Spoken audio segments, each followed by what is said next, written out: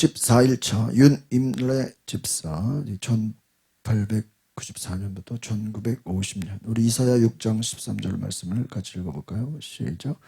밤나무와 상수리 나무가 배임을 당하여도 그 그루터기는 남아있는 것 같이 거룩한 씨가 이 땅에 그루터기니라. 이 그루터기를 다른 말로 한번 따라합시다. 남은 자, 남은 자, 렘넌트라고 합니다. 남은 자. 항상 하나님이 일하시는 방식은 뭔지 아십니까? 남은 자를 통해서 일하신다는 거예요. 여러분, 오늘 우리가 새벽에 큐티 말씀에 보면 예수님이 이제 십자가에서 죽으시는 내용이 나오는데, 안타깝게도 그 예수님이 죽으시는 그 십자가상에는 예수님의 제자들이 있었나요? 제자들이 없었다라는 거예요. 여인들, 막달라 마리아, 어머니, 여인들만 있었고, 백부장이 있었고, 이방인들, 여인들이 있었다는 거예요. 막상 있어야 될 베드로, 요한, 이 제자들이 있지 않았다는 거예요. 그들은 큰 소리 쳤지만 예수님을 떠나지 않겠다고, 배반하지 않겠다고 큰 소리 쳤지만 그들 역시 남은 자가 되지를 못했다는 거예요. 그러니까 여러분, 우리가 가장 큰 축복이 뭔지 아십니까? 한번 따라합시다. 남은 자가 되게 하소서. 남은 자가 되는 거예요. 그래서 그것이 가장 큰 축복이라는 거예요. 여러분, 믿음이라는 건 뭐냐? 너희가 끝까지 지키는 자는 뭐를 얻으리라? 구원을 얻으리라. 환난이 있다는 거예요. 어려움이 있다는 거예요. 고난이 있다. 그래서 너희 믿음을 어떻게 하라는 거예요? 끝까지 뭐예요? 지켜라. 끝까지. 우리 철로 역정 보면은 막 처음에 막 너도 나도 시작하다가 나중에 어때요? 한 사람만 남잖아요. 무슨 골든벨 할 때 아이들이 막 너도 나도 다 신나가지고 서로 1등 할 것처럼 어때요? 막 게임하다가 나중에 몇 명만 남아요? 한 사람만 딱 남고 한 사람이 골든벨을 울리는 거죠. 남은 자.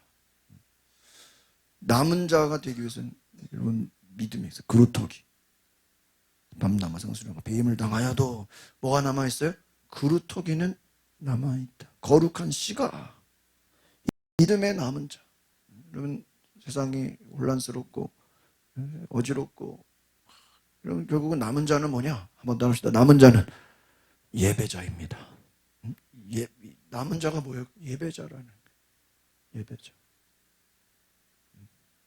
하나님은 어떤 자를 찾아요? 예배할 자를 찾으시. 예배자가 누구예요? 남은 자라는 거예요. 여러분, 남은 자가 되시기를 바랍니다. 어떤 상황에서도 주님을 예배하는 자가 돼. 여러분, 이 신앙 고백이라는 것은 결국은 뭐냐? 예배라는 거예요. 여러분이 어떻게 해서라도 하나님을 예배하십시오. 예배하십시오. 예배하십시오. 예배자, 남은 자가 되는. 요즘 제가 이렇게 운전하고 왔다 갔다 하면서도 요즘 제가 이렇게 말씀을 많이 들어요. 너무 좋아. 근데 제가 이제 왜 그런 생각이 들었냐면요. 화요일 주중에도 하루 얘기했지만 정말 변하지 않는 건 하나님의 말씀밖에 없어요. 변하지 않는 것은 하나님의 약속밖에 없어요. 그럼 세상의 모든 것은 어때요? 다 변해. 세상의 지식도 변하고, 사람도 변하고, 정치도 변하고, 사회도 변하고, 다 변해. 영원한 것은 없어요. 다 변해. 그렇잖아요, 여러분. 정치, 경제, 사회도요. 우리 지금 미국의 트럼프도 이게 어떤 분석을 했는데요. 아침에는 전쟁 안 한다 그랬다가 저녁이 되면 다시 전쟁한다. 미국 주식시장이 열릴 때는 종전하겠다 그러고, 이 주식시장이 미국에서 끝나면 다시 때려 부시겠다 그리고, 하루에도 어때요? 왔다 갔다 해. 니네들 가만 안 두겠다 그랬다가도 또 일주일 연장한다 그랬다가 다시 또 지금 2, 3주 동안에 전쟁을 끝낸다고 하는데 또 2, 3주도 어떠죠? 그때 가봐야 알아. 그때 가가지고 2, 3주 더 연장하겠다. 저는 이 2, 3주가 코로나 생각이 나요. 우리 코로나 처음 터졌을 때 뭐라 그랬어요? 2, 3주만 한국교회가 예배를 멈추자. 모이는 걸 예배 2, 3주만 2, 3주를 별로 안 좋아하는 단어예요. 그럼 그때 가서 어때요? 또 2, 3주 또 2, 3주 또 연장. 또 끝날 때 되면요 또 연장. 계속 몇 년을 몇 달을 울고 먹어요. 속지 마세요. 다 변한다. 야, 이거 말이야. 다 변한다. 그런데 변하지 않는 게 있어요. 그게 뭐예요? 하나님의 약속. 야, 내가 그래서 요즘에 이렇게 좀 뉴스를 안 볼 수는 없고 그냥 이렇게 제목만 보고 이렇게 뭐 건너뛰기로 해가지고 그냥 대충 보고. 왜냐면요, 한국 사람처럼 뉴스 많이 보는 사람 어디 있어요? 아마 전 세계에서요, 아마 한국 사람이 뉴스 제일 많이 볼 거예요. 여러분 일본이나 뭐 다른 나라 있어봤지만 그 사람들은요 뉴스를 안 봐요. 세상이 어떻게 돌아가는지는 별로 상관없어요. 정치는 정치인들이 알아서 하는 거고 그냥 주어진 대로 살아가는 거고, 특별히 뭐 교민들은 그 나라가 어떻게 돌아가는지도 몰라. 왜? 못 알아들으니까 1차적으로는. 교민 신문 봐야 알고, 그리고 오히려 한국 뉴스를 외국에 있으면 더 한국 뉴스 관심 있죠. 그 나라에는 어떻게 돌아가는지도 몰라요. 뭐 선거를 하는지 뭐 쉬는 날인지 몰라. 일단은 왜 그 나라 뉴스를 뭐예요? 안 보니까 뭐 봐도 뭔 소리인지도 모르고, 또 관심도 뭐 그 나라가 뭐 선거를 하든 말든 우리랑 상관이 없잖아요, 그죠? 그러니까 외국에 있으면요 오히려 더 한국 생각 나가지고 또 한국 뉴스 찾아보고 그러죠. 제가 뉴질랜드 있을 때는 그 담임 목사님이 그 비싼 조선일보를 비행기로 받아서 보는 거야. 와. 근데 이제 바로는 못 오고 하루 지나서 오잖아요. 비싸요, 그게 조선일보. 그러니까요. 늘 목사님 설교에는 오늘 한국은 지금 뭐 어떻게 되고 사람들 궁금해하니까 어떻게 저렇게 한국을 잘 알지? 그러니까 뭐 뉴스 인터뷰 조선일보를 맨날 보고 다 본 거를 좀 전도사들 좀 주든가 그러지는 않고 막 한국 신문을 그렇게 보니까 지금 한국이 뭐 부동산이 어떻고 뭐 정치 다 알아. 한국 신문을 똑같이 보고 있습니다. 우리는 뭐 인터넷으로 보지만. 여러분 요즘 제가 뉴스에 관심이 없어요. 별로 좋아하지도 않아. 왜냐? 뭐 할 게 못 돼요? 믿을 게 못 돼요. 믿을 게 못 돼요. 뉴스 좋아하지 마세요. 믿을 게 없어요. 믿을 게. 옛날에는 그냥 믿을 게 하나도 없어요. 거기에 시간 낭비하지 마세요. 거기에 관심 갖지 마세요. 그냥 뉴스는 뉴스대로 제목만 보면 돼. 제목만. 그 내용을 들을 필요도 없어. 신문 제목만 보면 돼. 들어가서 읽을 필요도 없어. 왜? 말 그대로 그냥 그날 소식일 뿐이죠. 하루 지나고 일주일 지나고 한 달 지나면요 소용도 없어. 다 쓸데없는 소리. 그러나 변하지 않는 것은 뭐예요? 하나님의 말씀이에요. 그래서 저는 요즘에 이게 의도적으로 막 오늘도 여기저기 막 차 다니면서 말씀을 많이 들었어요. 근데요 오히려 말씀을 들으면서 시간 가는 줄 몰라. 너무 좋아요. 말씀을 들으면서요 정말 이 얘기를 성도들한테 해야 되나 막 내가 은혜를 받아. 왜? 변하지 않는 것은 하나님의 약속인 줄 믿습니다. 여러분 하나님의 약속이 어제가 다르고 오늘이 다르고 뭐 내일 다르고 막 그런 거예요? 어제나 오늘이나 어때요? 동일해. 그래서 제가 이렇게 보니까요 정말 하나님의 사람의 특징은 뭐냐면요 1년 전이나 2년 전이나 3년 전이나 어때요? 동일해요. 사람이 변하지 않아요. 성령에 충만한 사람들은요 왜 일이 없겠어요? 많은 일들이 있죠. 그러나 변하지 않는 것은 우리가 하나님의 약속이 우리 안에 있는 줄 믿습니다. 변하지 않는 거예요. 예수님이 변하지 않으셨잖아요. 성경대로 죽으시고 성경대로 살아나시고. 그래서 예수님이 변하지 않으신 거죠. 어제나 오늘이나 영원토록 뭐 하신 분이다? 동일하신 분. 예수님 다시 오신다 그랬죠.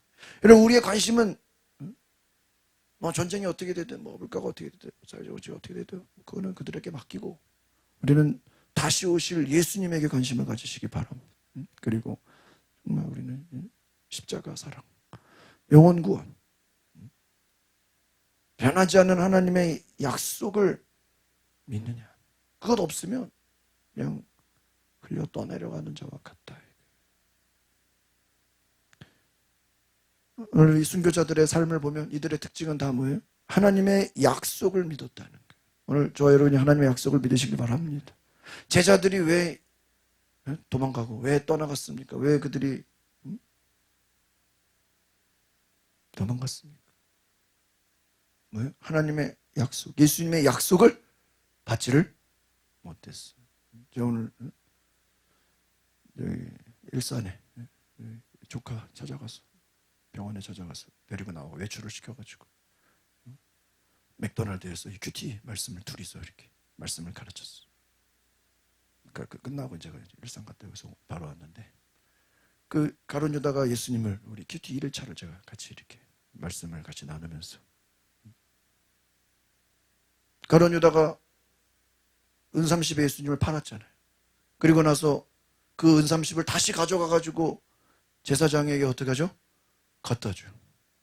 갖다 주면서 뭐라 그러냐고 저도 그냥 그동안 지나쳤는데 내가 내 죄를 뉘우쳤다 이렇게 나와요. 그 큐티 1일차에 보면요. 내가 죄 없는 사람의 피를 팔아 넘기는 죄를 지었다고. 여러분 그거는 맞는 말이야, 맞는 말이야? 맞는 말이에요. 그래서 보면요, 예수를 배반한 유다는 예수께서 유죄 판결을 받으신 것을 보고 깜짝 놀란 거예요. 가룟 유다 입장에서는 예수님이 법정에 끌려가고 공회에 끌려가고 제사장들이 끌려가면 뭔가 기적을 행해서 총군 천사를 보내서 뭐 하늘에서 12영 군단이나 되는 뭐 정군 천사를 보내서 얘네들을 싹 쓸어버려서 로마와 전쟁을 할 줄 아는 열심당원, 어떤 정치적인 목적을 가지고 예수님을 위기에 빠뜨리면 말이야, 이 나라를, 이 로마에 억압된 이스라엘을 뭐 해주시기 위해서요? 해방시킬 것. 총군 천사를 보내서 로마와 싸워서 승리할 거라고 생각을 했지. 예수님이 유죄를 받고 막 뭐 과시간 쓰고 십자가 지고 막 모욕을 당하고 채찍에 맞고 가룟 유다가 그럴 줄은 몰랐던 거예요. 그러니까 뭐라 그래요? 유죄 판결을 보고 깜짝 놀라가지고 뉘우쳤대. 뉘우쳤다는 거야. 이거 내가 뉘우쳤다는 게 뭐죠? 내가 잘못했네? 내 생각대로 될 줄 알았는데 이게 내 생각이 아니라 예수님이 무기력하게 힘없이 말도 안 되게 막 매를 맞네. 사람들한테 모욕을 당하네. 그동안 그런 모습 없었잖아요. 강한 예수님만 보다가 연약함, 매를 맞는, 고통당하는, 모욕을 당하는, 조롱당하는 예수님을 보면서 유죄 판결을 받는 거, 빌라도에게 끌려가는 예수를, 총독 앞에 끌려가는 예수를 보면서 뉘우쳤대요. 돈 받은 거 어디다 쓰지 않고 그대로 가져가서 어떻게 한 거예요? 장로들에게 돌려줬어. 돌려줬다는 건 뭐죠? 뭐야 이거? 응? 내 생각대로 될 줄 알았는데 돌려줬어. 그러면서 나는 죄 없는 사람 예수의 피를 팔아 넘기는 죄를, 자기 죄를 뭐 한 거예요? 가룟 유다가 자백했어. 제가 오늘 같이 보다가 나름대로 유다가 그냥 자기가 죄를 지었다고 얘기하죠. 예수를 팔아 넘겼다는 거예요. 아니 이 앞에서 예수님이 팔아 넘기지 말라고 할 때는 듣지 않더니 그때는 이제 들어오지 않죠. 막상 예수님이 재판에 넘어가는 거죠. 유죄를 받는 걸 보고 팔아 넘겨 다시 갖다 준 거예요. 갖다 준다는 건 무슨 의미죠? 왜 갖다 줬겠어요? 네? 그렇죠. 은30냥을 다시 가져갔다고요. 왜 가져간 거예요? 여러분 우리가 물건 주문해놓고 마음에 안 들면 뭐예요? 환불하잖아요. 네? 환불하잖아요. 환불이 뭐죠? 네? 다시 돌려줘. 그러니까 은30 주면서 뭐예요? 예수님 다시 내놔. 그 말이잖아요 지금. 왜 가져갔냐고요. 돈이 많아서 가지고 그게 아니잖아요. 나는 예수님을 팔면은 내 생각대로 예수님이 움직일 줄 알았는데 안 됐단 말이야. 그러니까 안 됐으니까 빨리 어떻게 해야 돼요? 그 돈 가져가서 예수님을 풀어달라는 거죠. 그렇지 않습니까? 근데 제사장 장로들이 그래 은삼십 줬으니까 풀어줄게 그래요? 아니란 말이에요. 뭐라 그래요? 그게 우리와 무슨 상관이냐 그래. 환불이 안 된다 이거예요. 그럼 만약에 유다가 내가 그러면 2배로 줄게, 은 60 줄게, 그러면 예수님 다시 풀어줘. 얘네들이 풀어줄까요? 안 풀어줘. 전 이걸 보면서요, 물론 가룟 유다도 악하지만 어떻게 보면 가룟 유다도 속았어요. 누구에게? 마귀에게 속았어요. 마귀가 그 속에 예수 팔 생각을 집어넣었다 그랬어요. 그 마귀의 생각에 스스로 뭐 한 거죠? 속은 거예요. 예수를 팔면 이렇게 되겠지. 안 됐네. 후회했어. 내가 잘못했네. 그럼 잘못했으면 다시 돈 가져가서 이 돈을 주면 예수님을 빼내올 줄 알았는데 빼내오기는커녕 뭐라 그래요. 그게 뭔 상관이냐. 넌 팔았으니까 그 돈 가지고 가라. 돈 가져와도 소용이 없다. 없다. 제가 중고거래를 많이 하잖아. 근데 당근마켓 많이 사는데 당근마켓에 최고 단점이 뭘까요? 그렇죠. 뭐가 안 될까요? 환불이 안 돼. 환불이 안 돼. 살 때 딱 뭐 해야 돼요? 신중하게. 신중하게. 여기 신수요 사무 이번에 교습소 하는데 정수기를 사야 돼가지고 정수기를 저 목동 가가지고 집에서 쓰는 거 똑같은 거를 샀어. 사가지고 왔는데 같이 사놓고 마음에 안 든다는 거예요. 왜 마음에 안 드니까 하얀색을 줬다는 거야. 하얀색. 그럼 미리 얘기했어야지. 환불이 돼야 안 돼요? 안 되죠. 다시 또 팔았어. 누가 또 사러 왔어. 되팔았어. 그리고 또 다른 내가 왜? 결정하면 뭐예요? 다시 그걸 돌릴 수가 있어요, 없어요? 돌릴 수가 없어. 중고거래는 환불이 안 돼. 여러분 어디 그 아울렛이나 싸게 파는 데 있죠? 거기서 물건 싸게 파는 거는 좋지만 뭐가 안 돼요? 환불이 안 돼. 가룟 유다가 은 30을 주면서 예수님 환불해줘. 예수님 끄집어줘. 근데 이 사람들이 안 돼. 그러니까 유다가 황당해서 그 돈을 성소에 던지고 뛰쳐나가서 목을 매서, 그럼 이 목을 매서 자살했다라는 건 그만큼 자기가 지금 뭐가 났다는 거죠? 화가 났다는 거예요. 와. 첫 번째, 나는 예수님을 팔면 자기 뜻대로 예수님이 독립운동하고 막 나라를 로마랑 싸울 줄 알았는데 자기 뜻대로 안 된 거에 뭐가 났어요? 화가 났어. 그리고 자기 죄를 뭐 한 거예요? 깨달았어. 내가 스스로 얘기잖아. 내가 죄를 지었다고. 내가 죄인임을 어떻게 했어요? 깨달았어. 그러면 아니 정말 예수님 죄를 깨달았으면 안타까운 거. 지금 환불이 안 되잖아. 그 환불 안 된다고 뭐 화가 난다고 막 자살하면 돼요? 누구에게 가야 돼요? 예수님께 가야지. 만약에 환불 안 됐어. 돌려 못 받았어. 그래도 그 죄인된 마음으로 십자가 밑에 찾아가서 예수님께 용서를 구하고, 예수님 죄송합니다. 제가 예수님을 은 30에 뭐야? 팔았어. 나는 예수님이 독립운동할 줄 알았는데, 로마와 한판 붙을 줄 알았는데, 정치적으로 진짜 왕 되려고 이 땅에 오신 줄 알았는데 내가 몰랐습니다. 나는 죄인입니다.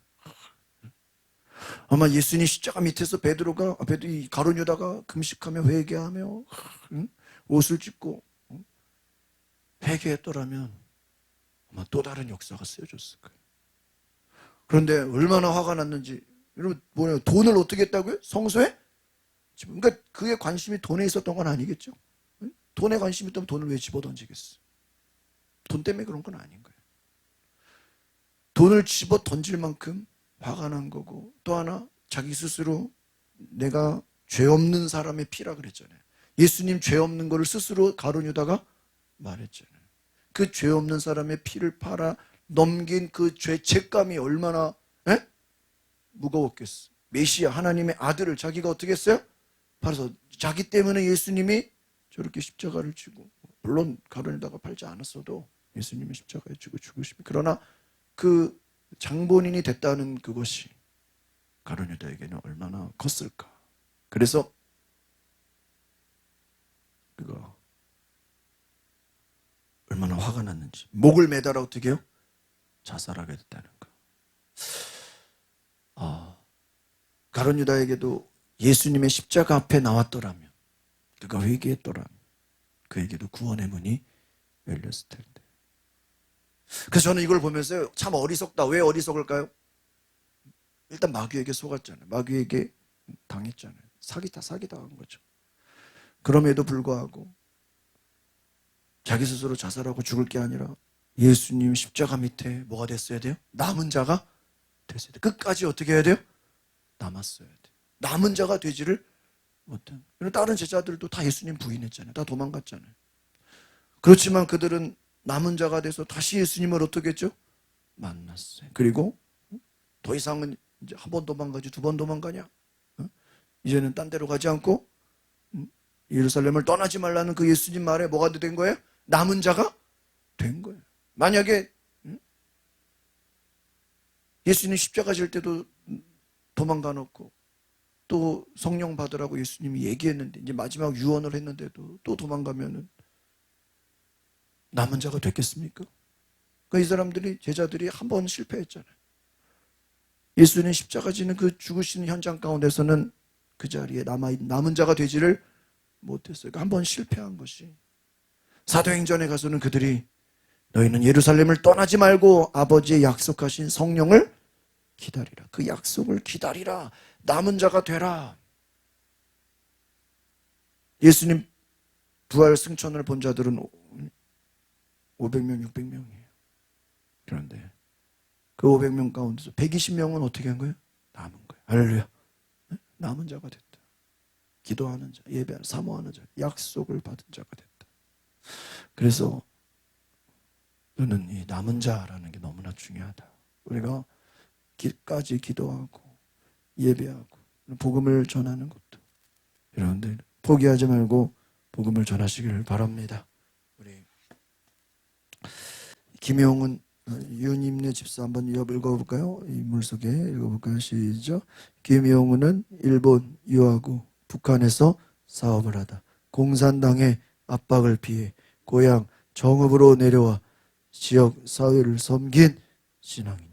그는 농토를 매입해 농가 소득 증대에 힘쓰고 해방 직후 고아들이 넘쳐나는 현실을 보고 정읍 제일교회 지역 유지들과 함께 정읍 고아원을 설립 운영하며 이웃사랑을 실천하였다. 1947년 서울신학교에 입학한 그는 1949년 정읍군 소성면에 두암교회를 세웠다. 그가 신학교에 있는 동안 모친 유님네 집사는 집집마다 다니며 전도와 신방으로 교회를 든든히 세웠다.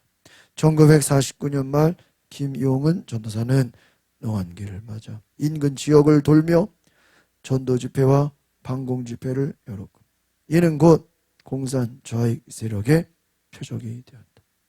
1950년 9월 16일 공산당원들은 유님네 집사를 끌어내어 아들의 행방을 묻고 신앙을 부인하라 협박했어.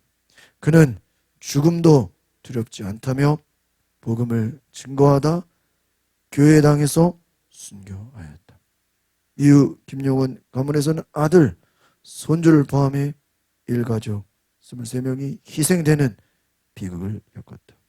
그러나 전쟁 후 유님네 집사의 자녀들은 가해자들을 용서하고 복음을 전하며 그리스도의 사랑을 삶으로 증거했다. 그 가문에서는 수십 명의 목회자가 배출되었고 소외된 이웃을 섬기며 정의 기도의 신앙을 이어갔다. 유님네 집사와 김용원 전도사의 이야기는 폭력의 시대 속에서도 용서와 헌신으로 남은 한국 교회의 거룩한 그루터기 신앙을 보여준다.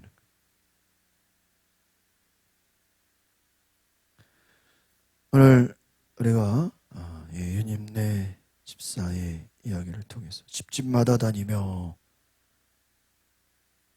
전도와 신방으로 교회를 세웠다. 그러니까 이 김영은 전도사의 모친이 되는 거죠. 그래서 전도 집회와 반공 집회를 열었고, 여러분 전도와 함께 반공 집회를 열었으니 이들이 공산당들이 가만히 있었겠습니까? 이 유님네 집사를 끌어내고 신앙을 부인하라고 뭐 했다고요? 협박을 했다는 거예요. 협박을 했어. 그러나 죽음이 두렵지 않다. 복음을 증거하다가 교회에서. 그러니까 우리 지금 앞에서 보면요, 이 1950년대, 이 지금 전쟁 초입, 요때 굉장히 많이 순교를 당했어요. 여러분, 이 1950년 요때는요, 전쟁이 딱 6.25 때 터졌잖아요. 6.25 터지면서 우리 그냥 한국군이 어떻게 되죠? 부산까지 어때요? 응? 쫙 밀려나잖아요. 쫙 밀려나면서 어떻게 되죠? 이 서울부터 이 전국, 이 남한이 다 공산당으로 다 부산 조그만만 빼고 나머지는요, 공산당이 전국을 어때요? 다 장악하는 동안 가만히 있나요? 얘네들이 당시에 경찰, 군인, 공무원, 뭐 목사, 교회 이들을요 다 죽여. 근데 총알이 아깝다 그래 죽창으로 죽이고요, 땅속에 파묻고요, 어마어마하게 죽였어요. 그냥 전쟁 초입 때, 50년 요때. 그러니까 정말 메가더 장군이 인천 상륙 작전을 해서 쫙 들어오지, 그게 만약에 실패가 됐다면, 이 나라는, 남한은 우리 부산, 부산 그게 남한 그게 되겠어요? 부산으로 그냥, 대한민국은 부산광역시가 대한민국이 되고, 그것도 뭐 어떻게 될지 모르죠. 나머지는 다 그냥 뭐가 되는 거예요? 북한 땅이 되는 거예요. 하나님의 역사. 그래서 엄청나게 죽었다. 엄청나게.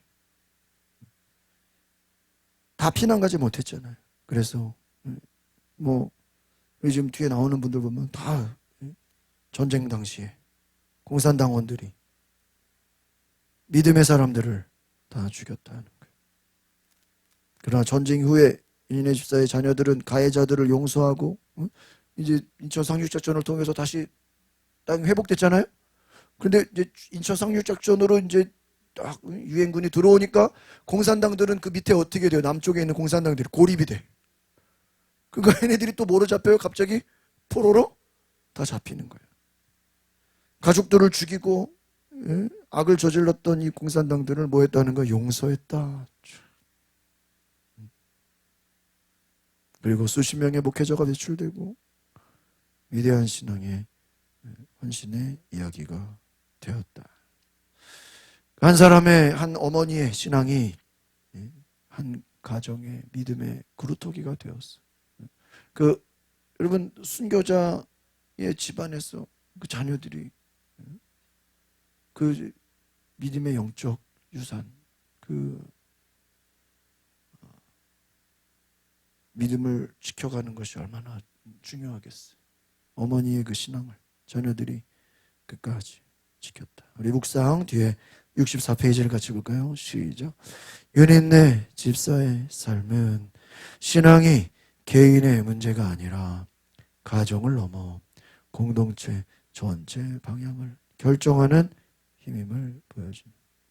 그런 믿음을 자신의 마음속에 간직하지 않았고 삶의 모든 자리에서 드러내며 살았다. 어머니로서의 선택, 집사로서의 책임, 공동체의 일원으로서의 태도는 모두 같은 신앙의 뿌리에서 나왔다. 우리는 종종 가정을 이유로 신앙의 결단을 미룬다. 아이들 때문에 가족을 지켜야 했어 라는 말은 충분히 이해할 만하다. 그러나 유네 집사의 삶은 우리에게 묻는다. 과연 신앙을 지키는 것이 가정을 해치는 길인가? 아니면 가정을 가장 깊이 세우는 길인가? 여호수아의 고백처럼 나와 내 집은 여호와를 섬기겠다 하는 선언은 말로 하기 쉬운 문장이 아니다. 그것은 삶 전체를 하나님께 맡기겠다는 결단이다. 유네 집사는 이 고백을 입술로 하지 않았고 가장 두려운 순간에 삶으로 확인했다.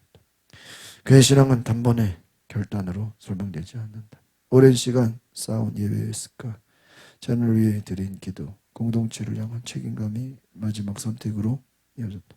전쟁은 그의 신앙을 무너뜨리지 못했고 오히려 그 신앙이 어디에 뿌리내리고 있는지를 드러냈다. 류린의 집사의 삶은 우리에게 말한다.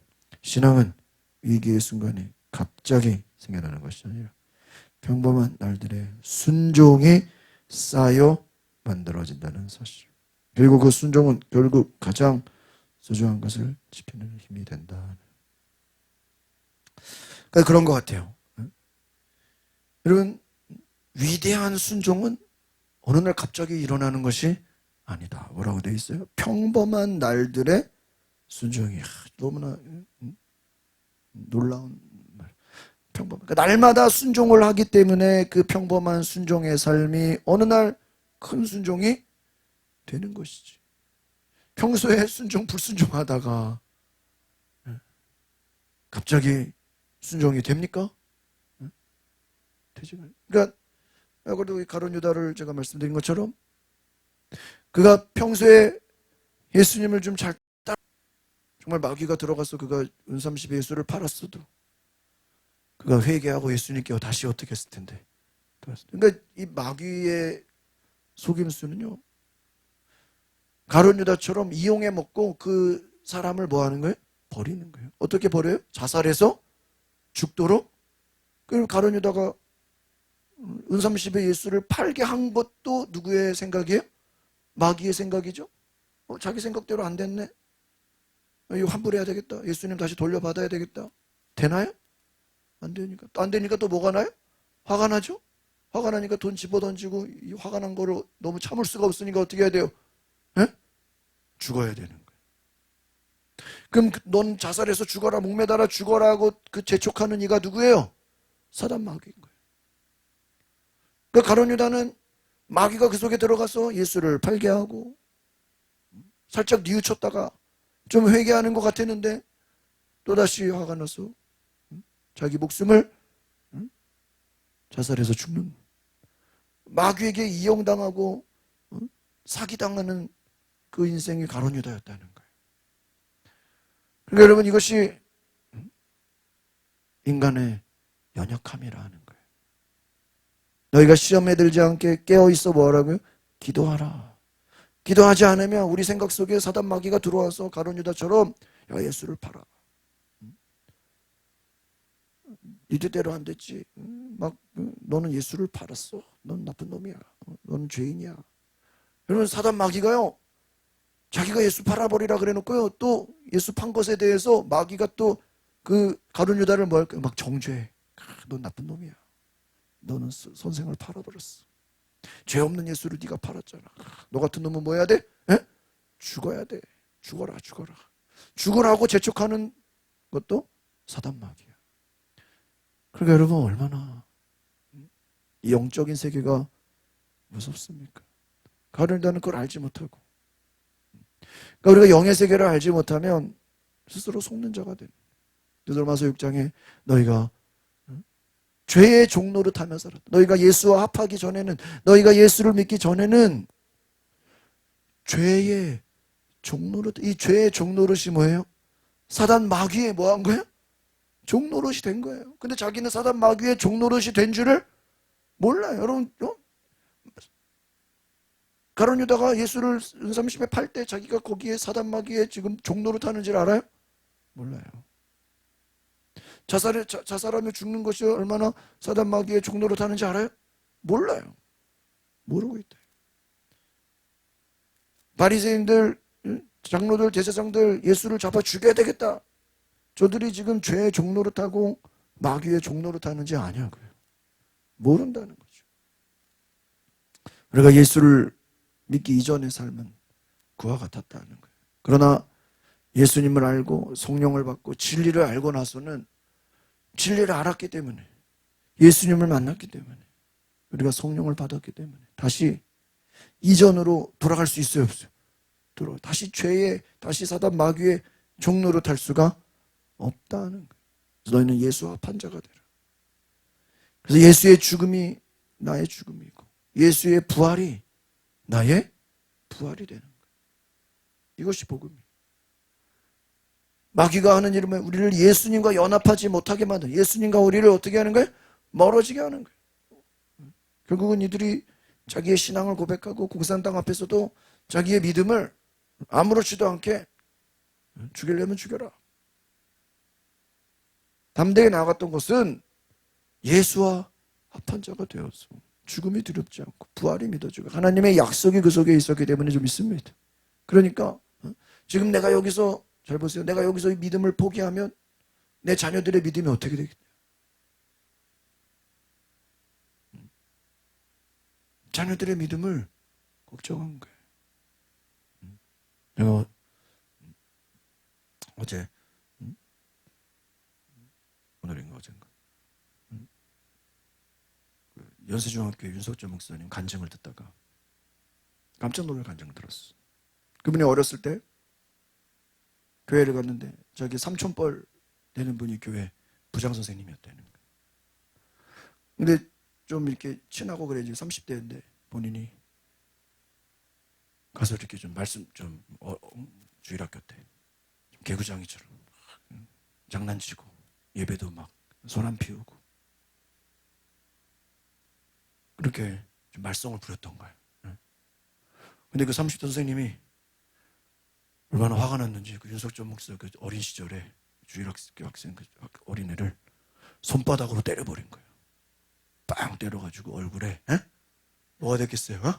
얼굴에 뻘 이렇게 자기는 번개가 치는 줄 알았대. 막 머리가 어질어질하고 예배 시간에 막 저기가 되는 선생님 말도 안 듣고 막 그랬는지 그래가지고요 얼굴이 빨개져가지고 집에 간 거예요. 내 엄마가 딱 보더니 너 얼굴이 왜 그러냐 그러니까 교회 부장 선생님한테 맞았어요. 왜 얼굴 빨개져? 왜 그랬냐? 예배 시간에 제가 좀 손 안 피우고 좀 선생님 말씀 안 듣고 좀 말대꾸도 하고 막 그래가지고 저한테 맞았습니다. 그러니까 알겠다 그러더니 엄마가 나가더래요. 나가더니 나가가지고 이제는 큰일 났다. 이제 우리 엄마가 그 부장 선생님 찾아가서 뭐 해준다고 생각한 거예요?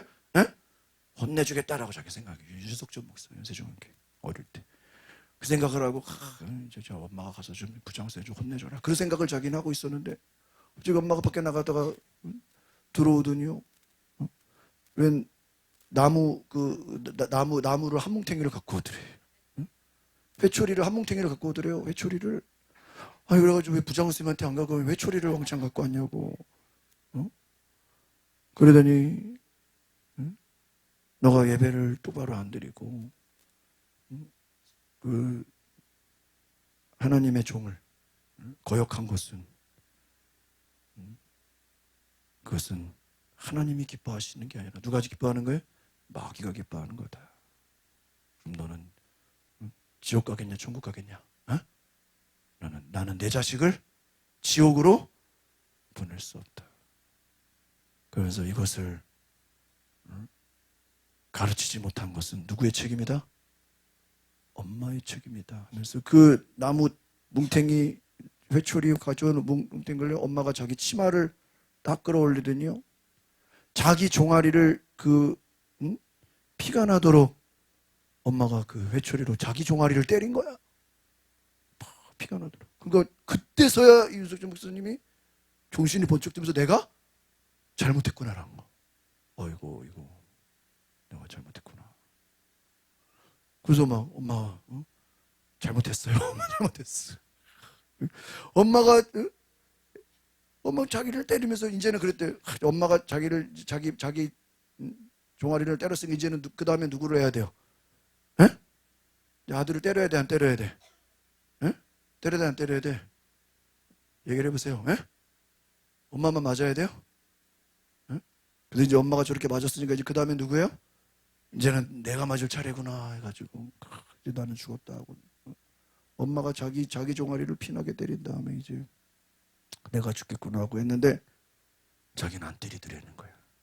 그러면서 뭐라 그래? 너는 맞아도 네 죄를 알지 못한다 그랬대. 그 말이 더 무서워.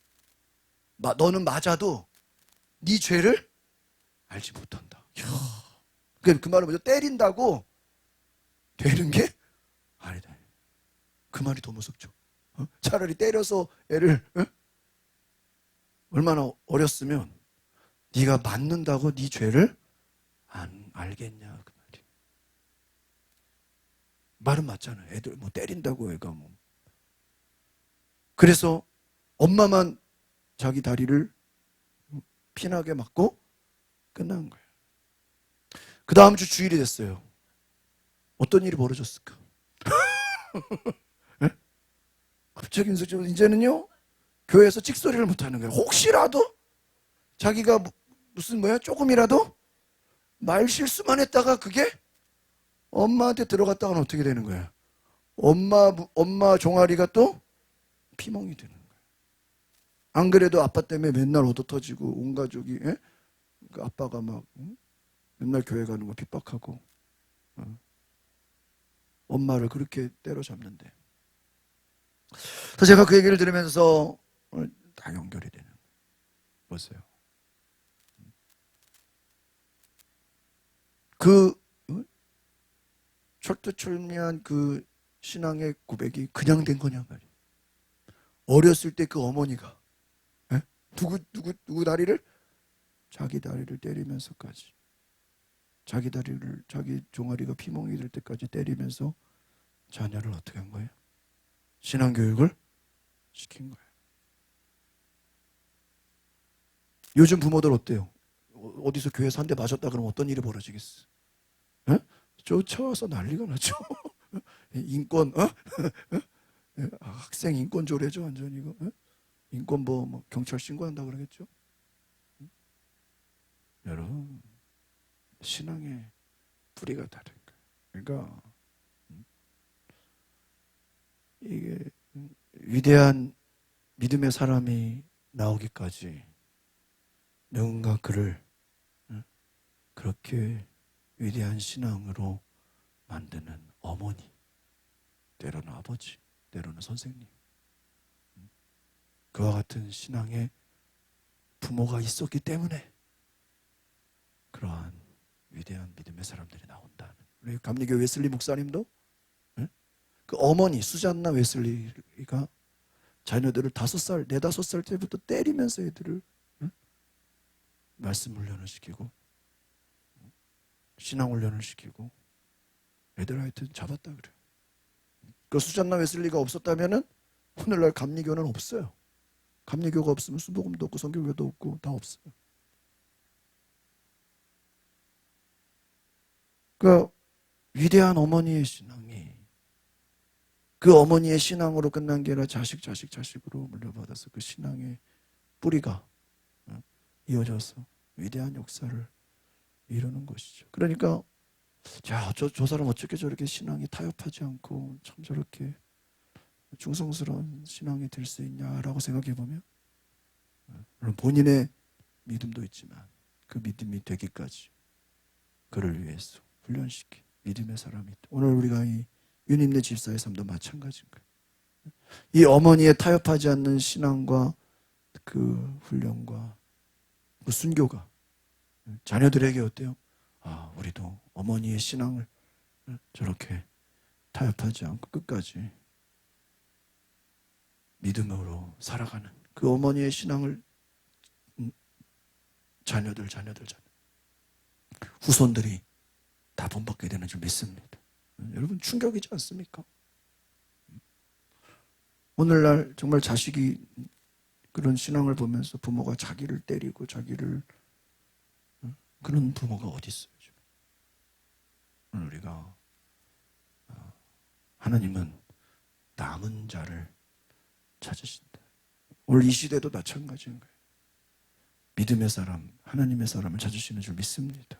그래서 우리가요 이 오른쪽에 묵상 노트 읽어보세요. 1, 2, 3번 시작. 나의 신앙은 가정의 선택과 결정에 어떤 영향을 주고 있는가. 2번 가족을 이유로 미뤄온 신앙의 결단은 없는가. 3번 오늘 나와 내 집은 여호와를 섬기겠다는 고백을 삶으로 드러내야 할 자리는 어디인가? 오늘 내가 타협하고 있지 않은가? 오늘 나의 선택과 결정. 여러분, 내 신앙의 선택과 결정이 내 후손들에게 뭐를 줘요? 영향을 준다. 가족을 핑계대고 내가 신앙에 타협을 하지는 않는가? 오늘 나와 내 집이 하나님을 섬기겠다는 그 고백이 있느냐 하는 거. 여러분, 이 신앙의 훈련은 정말 우리가 너무나 중요한 것이다.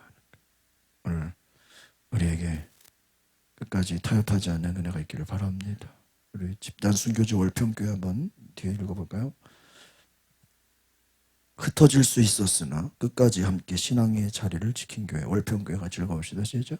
월평교회는 한국 전쟁이라는 극단의 폭력 속에서 신앙 공동체가 어떻게 죽음 앞에 설 수 있는지를 보여준 집단 순교의 현장이다. 이 교회는 대형 교회도 널리 알려진 교회도 아니었다. 그러나 전쟁이라는 위기의 순간에 신앙이 무엇인지를 공동체 전체의 선택으로 증언한 교회였다. 월평교회는 1909년 4월 8일 울산의 작은 농촌 마을에서 시작되었다. 호주에서 온 선교사 왕길지의 전도로 몇몇 사람들이 모여 예배를 드린 것이 전부였지만 그 작은 모임에는 하나님을 향한 진지한 갈망과 복음으로 마을이 변화되기를 바라는 기도가 담겨 있습니다. 교회의 시작은 작았습니다. 그 시작은 깊고 분명했다. 처음 복음을 받아들인 이는 마을의 유지이자 한학자였던 우영식이었다. 그는 처음에는 선교사를 향해 돌을 던질 만큼 복음에 적대적이었죠. 분노하지 않고 웃으며 복음을 전하는 선교사의 태도 속에서 예수 그리스도에 대한 질문을 품게 되었다. 그 질문은 결국 믿음으로 이어졌고 그의 결단은 가족과 친척, 마을 공동체 전체로 확장되며 월평 마을의 복음의 뿌리를 내리게 했다. 그러나 월평교회의 신앙 여정은 평탄하지 않았다. 1950년 한국 전쟁이 열반하자 울산 서부 지역은 극심한 혼란에 빠졌고 낮에는 대한민국, 밤에는 공산 세력이 지배하는 불안정한 상황이 반복돼. 공비들은 밤마다 마을을 습격했고 기독교 신앙은 분명한 표적이 되었다.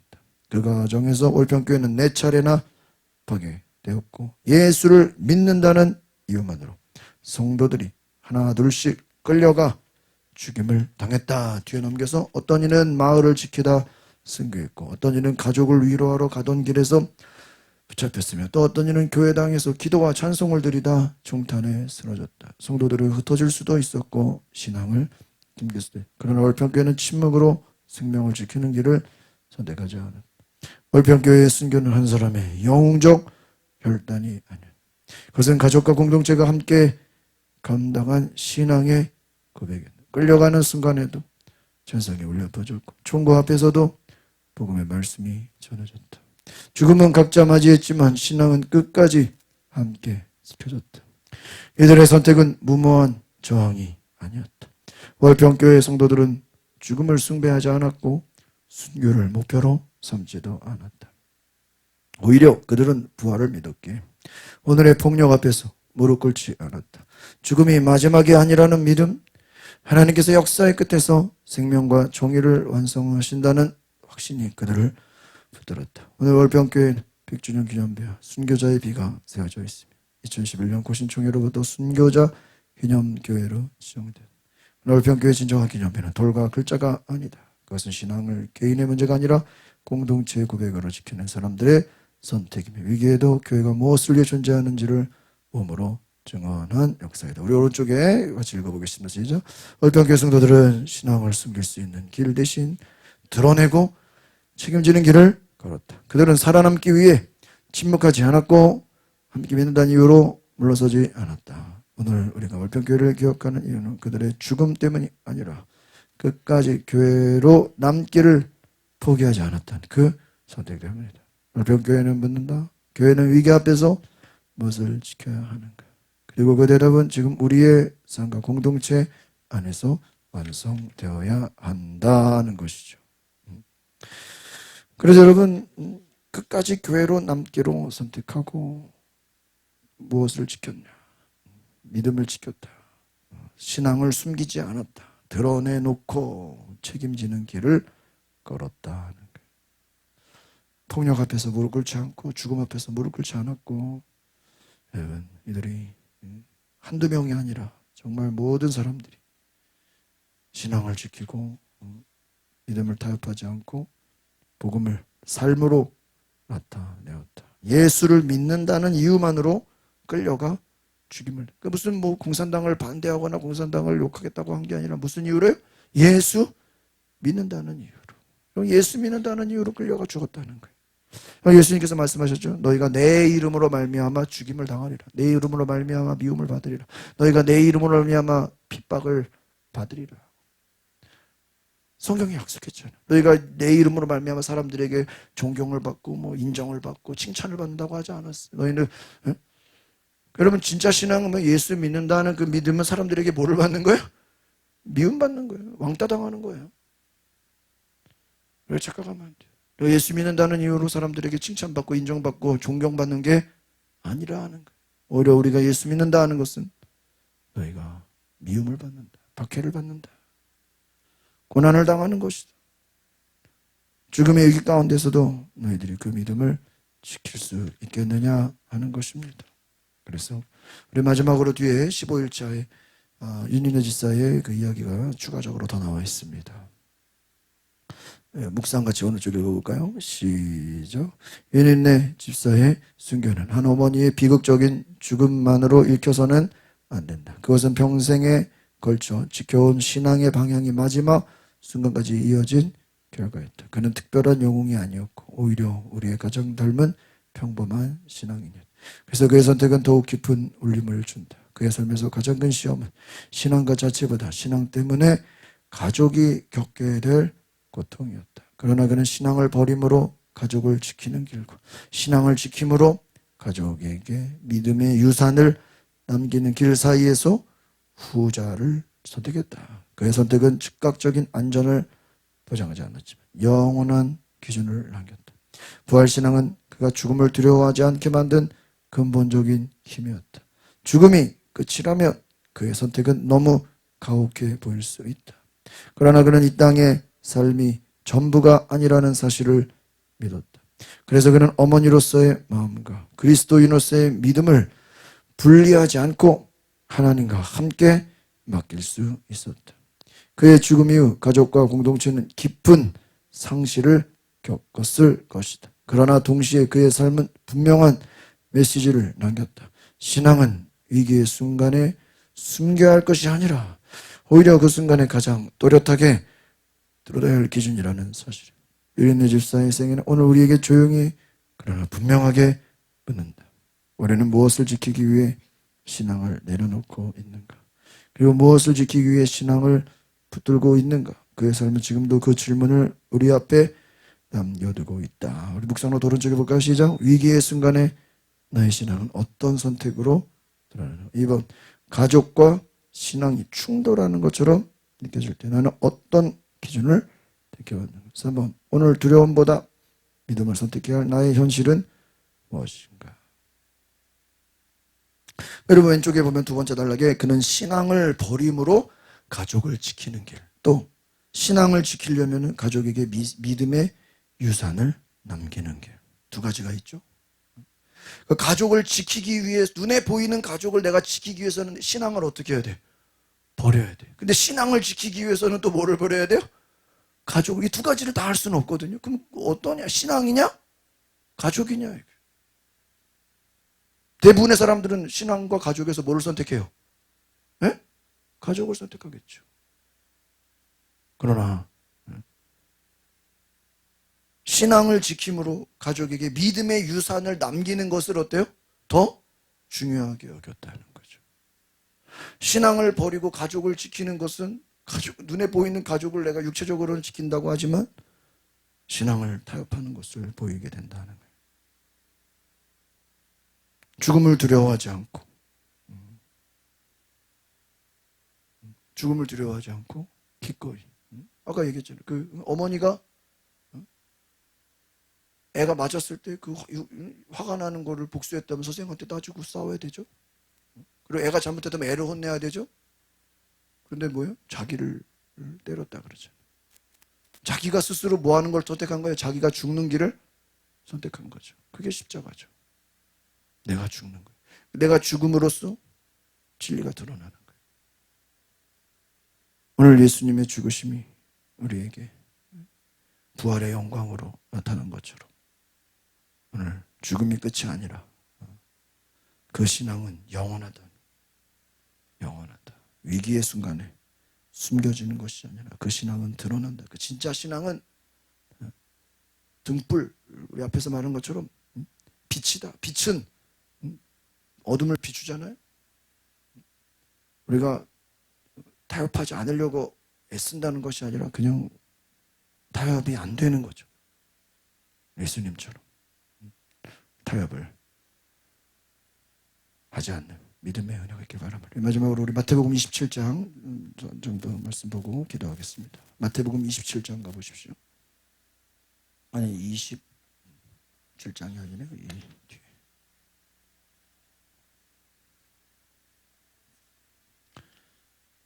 아, 27장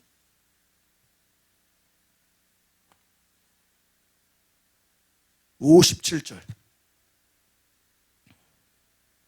마태복음 27장 57절로 66절.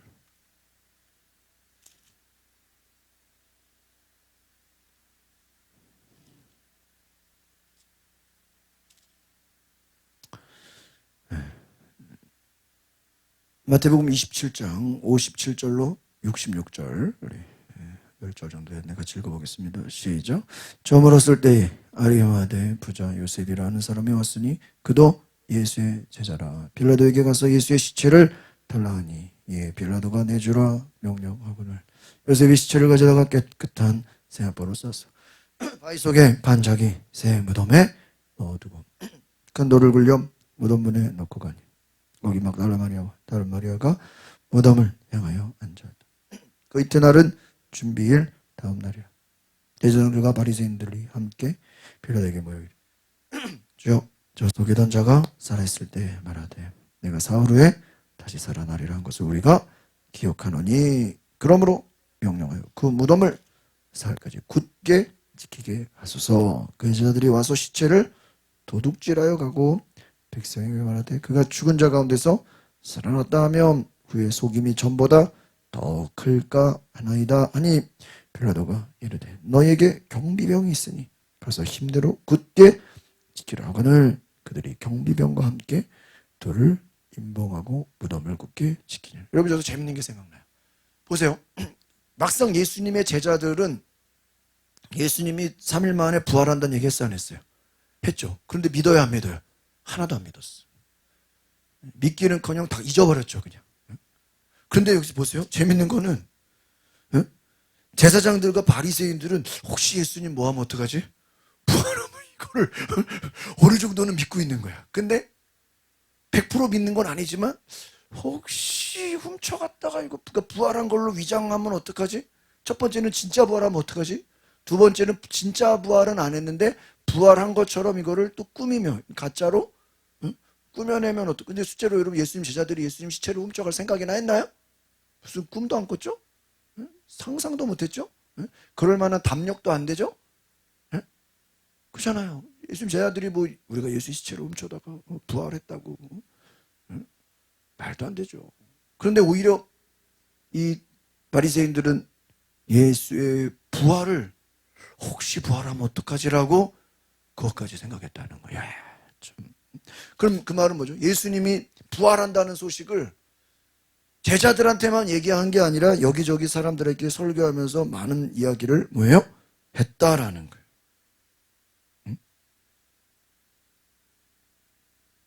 내가 사흘 후에 살아나리라고 한 것을 뭐라고 그러죠? 63절에 보니까 우리가 반드시 뭐 한대요? 기억한대요. 이야, 믿음 좋아요. 예수님이 3일 만에 살아난다는 것을 자기들이 들었다는 거예요. 직접 들었다는 거예요. 그러니까 어떻게든지 부활은 안 하더라도 혹시라도 그 시체를 훔쳐가는 것만큼은 어떻게 해야 돼요? 막아야 돼요. 막으려면 어떻게 해야 돼요? 그 무덤을 어떻게 해야 돼요? 확실하게 지켜야 돼요. 여러분 이걸 보면요. 막상 제자들은 예수님의 부활에 관심도 없고 생각도 없고 다 잊어버려서 아무 준비도 없지만, 오히려 악한 자들, 오히려 마귀의 종들은 예수님이 혹시나 부활할 거에 대한 것까지도 뭐 하려고 그래요? 막으려고 그래요. 그러니까 여러분, 우리가 참, 하나님은 안식하시잖아. 안식일이잖아. 우리 주일은 안식일이잖아. 마귀가 안식이 있나요? 마귀는요 쉬지 않아요. 그러니까 우리가, 여러분, 쉬지 않고 일하는 거는 하나님을 닮은 거예요, 마귀를 닮은 거예요? 에? 마귀를 닮은 거예요. 하나님은 뭐 하시는 분이에요? 에? 쉬시는 분이야. 쉬시는 분. 제가 몇 주 전에, 지난주죠, 저희 선배님이 갑자기 뇌출혈로 돌아가셨어요. 2주 전, 지지난주에 쓰러지셔가지고 뇌출혈 50대 50대인데, 아니 어떻게 뇌출혈로 그렇게 사람이 죽냐고요.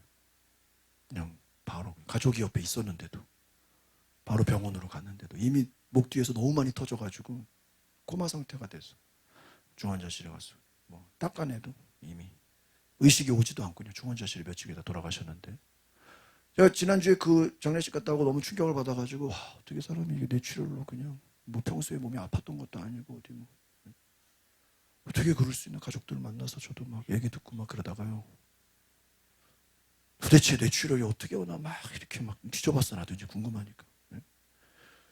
첫 번째가 스트레스죠. 뭐 먹는 거 조심하라 그러고 뭐 여러 가지 뭐 그런 거 뭐 다.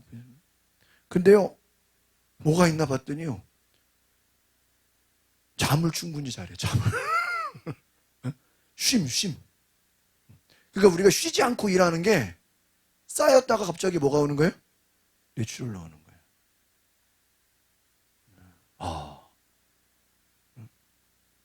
충분한 쉼. 그러니까 뭐 무조건 뭐 잠만이나 하면 좋겠지만 어쨌든 뭐를 해야 돼요? 안식을 해라. 쉼이 있으라는 거예요. 근데 한국 사람들이 뭘 힘들어해요? 왜? 쉬는 걸 못해. 우리는 막 미친 듯이 일해야 돼. 외국에서도 막 투잡쓰리잡 막.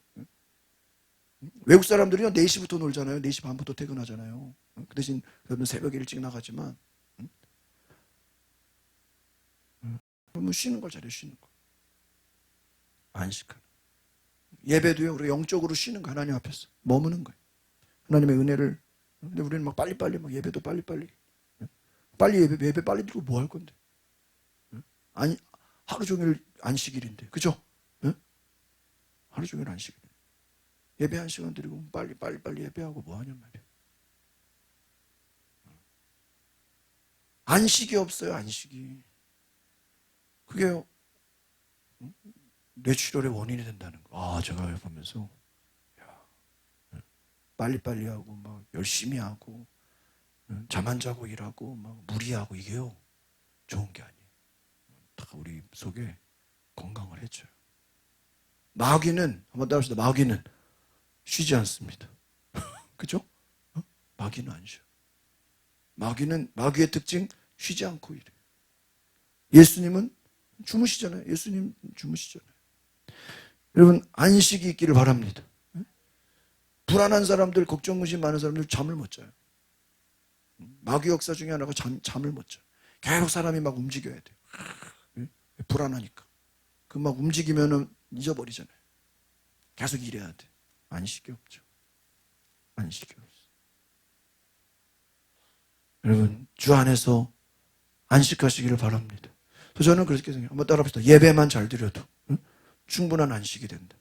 저는 그래요. 예배만 여러분 잘 드려도요. 새벽기도, 수요 예배, 금요 예배, 주일 예배, 속회 예배. 여러분의 삶에 예배만 잘 드려도요, 공예배만 빠지지 않고 잘 드려도 내가 그 시간만큼 뭐 하는 거예요? 안식하는 거예요. 쉬는 거예요. 아버지 바빠서 예배를 못 드려요. 집안일이 막 뭐 일이 많아가지고 예배를 못 드려요. 그러다 뇌출혈로 쓰러진단 말이에요. 그러다가 인간이 연약해요. 그래서 여러분 참 쉬는 게 중요한 거예요. 여러분 주 안에서 안식하시기를 바랍니다. 예수님이 3일 동안 안식하셨어요. 무덤에 계셨어요. 그러나 이들은 불안해가지고, 걱정돼가지고 예수님 부활하면 어쩌지? 이들이 걱정하고 두려워하고 경비병으로 무덤을 막는다고 예수님의 부활을 막을 수 있습니까? 막아요, 못 막아요? 못 막잖아요. 뒤에 보면 어떻게 돼요? 안식일이 지나고 새벽에 찾아가 보니 돌을 굴려내고 천사가 앉아. 지진이 일어났다. 지진이. 28장 2절 읽어보세요. 28장 1절 2절 이거였습니다. 1절 2절 시작. 안식일이 다 지나고 안식 후 첫날이 되려는 새벽에 막달라 마리아와 다른 마리아가 무덤을 보려고 왔더니 뭐가 났어요? 지진이 나니까 어떻게 됐어요? 그 무덤 지키는 경비병들이, 자들이 살려면 어떻게 해야 돼요? 다 도망가요. 지진을 막을 수 없죠. 여러분, 우리는 앞에서 아리마대 요셉을 보게 됩니다. 아리마대 요셉은 부자였고요. 사내들인 공회원이었어요. 유대인의 사회에서 인정받는 인물이었습니다. 그런데 그는 유대인들을 의식해서 자기가 예수님의 제자라는 사실을 숨겼어요. 그런데 계속 숨겼는데 막판에 예수님이 십자가에 돌아가셨을 때 그가 빌라도에게 찾아가서 당당하게 이제 나는 예수님의 시신을 내가 장례를 지내겠습니다라고 당당하게 요구합니다. 그 전까지는 자기를 드러내지 않았어. 그러나 그에게는 믿음이 있었는데 그 믿음을 예수님이 십자가 죽으셨을 때 드러냈다 이거예요. 자기가 예수님의 제자인 것을 당당하게 밝힌 거예요. 이런 유대인의 사회에서 예수님의 제자라는 것을 밝히면요, 그는 왕따를 당하고 가족들에게 버림받고 많은 미움을 받았을 거예요. 그러나 그는 자신이 예수님의 제자인 것을 밝히고 예수님의 시신을 자기의 새 무덤, 여러분이 새 무덤은 돈으로 따지면 굉장히 비싼 거예요. 원래 남의 그 이스라엘 무덤이라는 게 공동묘지처럼 그 무덤 안에 시신이 막 쌓여 있어요. 겹겹이. 그러니까 그 누군가 새 무덤을 준비하지 않으면 남의 시신이 있는 그 무덤 속에 뭐예요? 그냥 단체로 거기다 또 집어넣는 거예요. 그런데 새 무덤, 새로운 동굴 하나를 마련하려면 돈이 많이 들겠어요? 적게 들겠어요? 돈이 많이 들죠. 이거 예수님 제자들이 감당할 수 있나요? 감당 못하죠. 예수님의 제자들도 할 수 없는 일을 아리마대 요셉, 저는 이 아리마대 요셉이 남은 자라는 거예요. 이 아리마대 요셉이 아니었다면 누가 예수님의 시신을 안치했냐? 남은 자. 그는 향유옥합을 깬 여인처럼 자기의 재산을 바쳐서 예수님의 무덤을 뭐 한 거예요? 마련한. 그러니까요, 우리가 참 복음서에서 보면요, 예수님의 제자들은 별로 인정받을 만한 게 별로 없어요. 예수님 쫓아다닌 거 외에는. 실제적인 예수님, 당시에 예수님께 인정받은 사람들은 전혀 생각지 못한 사람들이죠. 아리마대 요셉, 백부장, 가나안 여인, 향유옥합을 깬 여인, 또 부활하고 또 예수님을 찾아간 여인들. 오히려 여성들이 더 많이 인정받고 이방인이나 이러한 숨은 아리마대 요셉, 또 니고데모, 백부장, 이런 사람들이 오히려 예수님 당시에 칭찬받은 제자들이었지, 막상 제자들은 그 당시에는 별로 믿음이 없었다 이거죠. 오늘 악한 마귀는 예수님의 부활을 막으려고 무덤을 봉인하고 경비병을 보내고 혹시라도 예수님의 시체가 튀어나오지 못하게 하려고 온갖 인간적인 방법으로 부활을 막으려고 했지만, 한번 따라합시다. 예수님의 부활을 막을 수는 없습니다. 그렇죠? 예수님의 부활을 막을 수. 여러분, 아무리 말씀을 정리합니다. 그 어떤 것도 예수님의 부활을 막으려고 하고 진리를. 그러니까 여러분, 빛을 그 빛을 가리기 위해서 막 거기다가 덮고, 아무리 그 빛을 어둠으로 덮으려고 한들 덮어지냐 말이에요. 진리를 왜곡시켜서 거짓으로 모함한들 진리가 숨겨질 수 있냐 말이에요. 오늘 진리는 숨겨질 수 없고, 진짜 믿음은 오히려 세상이 악할수록 더 드러나게 되는 줄 믿습니다. 홍수에 먹을 물이 없다 그러는, 먹을 물이 없는 것처럼. 홍수, 물은 많은데 무슨 물이 없어요? 먹을 물이 없어. 거짓이 판치는, 거짓이 장황하고 온갖 세상이 악할 때 진리가 없다. 진리가. 하나님 아는 사람들은 많은데 정말 진리의 사람들이 너무나 부족하다. 오늘 우리가 이것을 깨닫고 오늘 성금에 예수님의 죽으심을 묵상하면서 진짜 남은 자는 바로 아리마대 요셉이었다. 백부장이었다. 이들이야말로 정말 타협하지 않은 믿음의 사람이었다.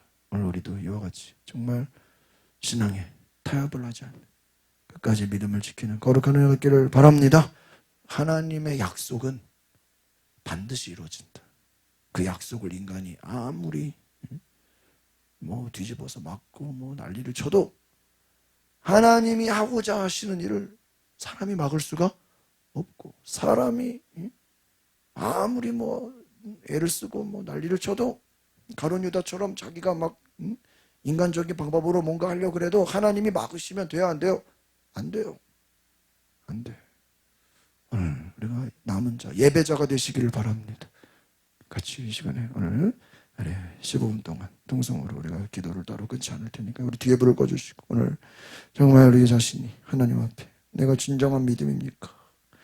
정말 내가 타협하고 있지는 않습니까? 내가 순간순간 내 믿음을 지키고 살아갑니까? 주님, 오늘 내가 하나님 앞에 거룩한 믿음으로 정말 아리마다 요셉처럼 향유옥합을 깬 여인처럼 구레는 시몬처럼 정말 막달라 마리아처럼 정말 마지막까지 끝까지 타협하지 않고 믿음을 지키는 자로 살아가게 하시고 예배자가 되게 하소서. 기도하는 자, 복음을 전하는 자가 되게 해달라고 우리 다 같이 주에 한번 부르고 동성으로 기도하겠습니다. 주여, 하나님 우리를 인도하소서. 주님 우리를 불쌍히 여겨주소서. 하나님